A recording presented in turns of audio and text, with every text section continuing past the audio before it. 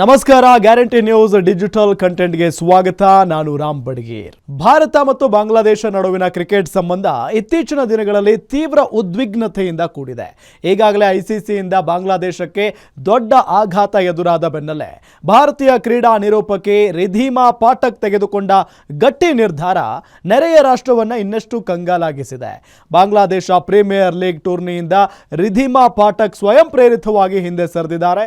ರಿಧಿಮಾ ಪಾಠಕ್ ಅವರನ್ನ ಬಿಪಿಎಲ್ನಿಂದ ಹೊರಹಾಕಲಾಗಿದೆ ಎಂಬ ಸುದ್ದಿ ಕೆಲವೇ ಗಂಟೆಗಳಲ್ಲಿ ಸಾಮಾಜಿಕ ಜಾಲತಾಣಗಳಲ್ಲಿ ವೈರಲ್ ಕೂಡ ಆಗಿತ್ತು.